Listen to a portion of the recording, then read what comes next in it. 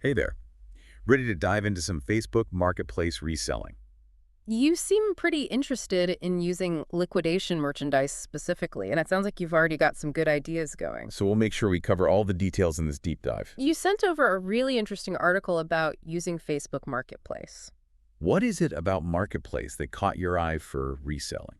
Well, the first thing that comes to mind is that Facebook Marketplace doesn't have any of those transaction fees you see on places like eBay or Amazon, Right. which is a pretty big deal when you want to make the most profit, especially when you're buying things through liquidation and getting them at lower prices already. Yeah, that makes sense. You get to keep more of your profits that way.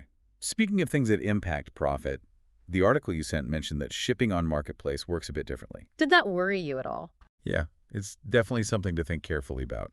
Facebook Marketplace is set up for local sales. Okay. So the shipping options are not going to be as good as those on other platforms that are set up to sell across the country or internationally. You might have to find some workarounds for shipping, I see. or focus on products that people will buy locally, Yeah. so you can just use that local pickup option. So that local focus could be good or bad depending on what you're selling. Exactly. Totally different to selling on those big online marketplaces. Exactly. It all comes down to making sure it all works with what you want to do as a reseller.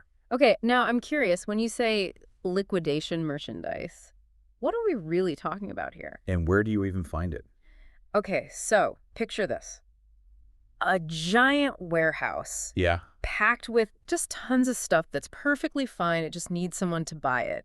Okay. You could find things stores are trying to get rid of to make room for new stuff. Right. Returns from customers that can be resold. Wow. Even products that have been taken off the shelves, what they call shelf pulls. Shelf pulls. Yeah, like maybe the packaging changed or they're close to their expiration date. Shelf pulls. I'd never have even thought about that. It's really interesting to see how the retail world works behind the scenes. So how do we get a piece of the action? Where can we find these treasure troves? So that's where you've got these liquidation suppliers. Okay. They buy huge amounts of this merchandise Right. at really low prices, and then they turn around and sell it to people like you. Oh. The bin store was mentioned in the article. They do a lot of those bulk pallets and truckloads I think you've probably heard about. Yeah. The bin store. Yeah, That's where that whole pallet flipping thing comes from. exactly. Sounds kind of intimidating, though. What if I get a pallet of stuff I can't even sell? Yeah, that's where you've got to do your research. Yeah. Good suppliers will usually give you a list of what's in a lot so you have a better idea of what you're buying. Okay. And you can always start smaller Right. just to get a feel for it and see what kind of things you can sell quickly on Marketplace. Okay, so say we've used our liquidation powers to get some amazing deals. Now for the fun part, right? How do you actually make sales on Facebook Marketplace? Because I imagine there are loads of other people doing the same thing. You're right, there are a lot of sellers on Marketplace. Yeah. So one thing the article talked about was having different types of things for sale. Oh, That way you appeal to a wider range of people, that makes sense. and your products are more likely to show up in search results. Right, you're not putting all your eggs in one basket. Exactly. Are there any particular types of product you'd recommend? It's about thinking creatively. Yeah. Like someone looking for stuff for their kitchen Yeah. might also be interested in some home decor. Okay, yeah. Bundling things together can be really good for boosting how much people spend. Yeah. You could even create little bundles based on a theme or things that go well together, to appeal to what people are interested in. Ooh, I like that. It's like having your own little curated shop on Facebook Marketplace. Yeah. But let's talk about how things look. We live in a world where people are scrolling and scrolling. Mm-hmm. What do you need to do to catch someone's eye? High-quality photos are non-negotiable. Yeah. Make sure your pictures are bright and clear, Okay. and that you're showing the item from all angles. Right. People need to see exactly what they're getting, especially with pre-owned items. Like setting up a virtual shop window. Yeah, exactly. You want people to stop scrolling. And don't forget about writing a good description. Right. You've got to highlight the best bits, be honest about any flaws, and you can even inject some personality into it. Yeah, it's about connecting on a personal level. Yeah, exactly. People buy from people, even online. Okay, so we've got our photos, we've got our descriptions. But what about when people have questions? Huh. How important is communication, especially when it comes to things like customer returns, where people might be a bit unsure? Communication is key.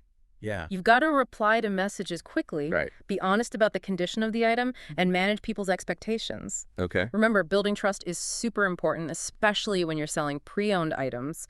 Good reviews are gold. It's about building a good reputation, which takes time. Exactly. Now, we've been talking about Facebook Marketplace, but the article did mention some other websites too. Yeah. Is there any benefit to branching out, or are we okay to stick with just one? So we've got Facebook Marketplace sorted, but I do wonder if we're potentially missing out on some other buyers if we just stick with that. It's the age-old question for online sellers, isn't it? And diversifying is a great way to tackle that. Okay. The article mentioned a couple of other platforms you might want to look into. Yeah, I talked about eBay and Etsy. What makes those good options? Well, eBay's got a much better system for shipping than Facebook Marketplace. I see. So if you decide to sell things that might appeal to people outside your local area, All right. eBay would be a good way to reach those people. So it's like opening another shop window, but for a whole new set of customers. Exactly. What about Etsy? I always think of handmade or vintage stuff when I hear Etsy. You're right on the money. Etsy's really carved out a niche for those sorts of unique items. Yeah. So if you're into reselling things like vintage clothes, handmade jewelry, or even upcycled furniture, Right. things that have that unique quality. Yeah. Wow. Etsy could be a good fit. It's all about finding the right platform for what you're selling. Absolutely. Managing all those listings on different platforms sounds like a lot, though. Oh, it definitely can be a handful. That's where tools like Shopify come in, Okay. which was another thing the article mentioned. Right. Shopify can actually connect with your Facebook Marketplace, eBay, and Etsy accounts. Wow. So you can manage everything from one place. So it's like having a central control system for your business Exactly. instead of constantly switching between different websites. Exactly. It can make a huge difference. Wow, we've covered so much today, from your interest in Facebook Marketplace and liquidation sourcing To talking about product listings, communication, and even considering other platforms. Yeah, it's been quite a deep dive. It really has. So for those who are about to start their reselling journey, What's the one piece of advice you'd give them? don't be afraid to be yourself and have fun with it. Okay.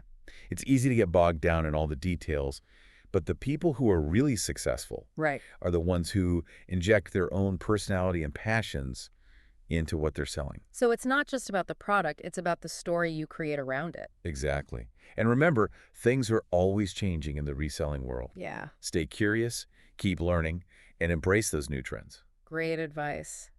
Well, we're so excited for you and what you're about to achieve.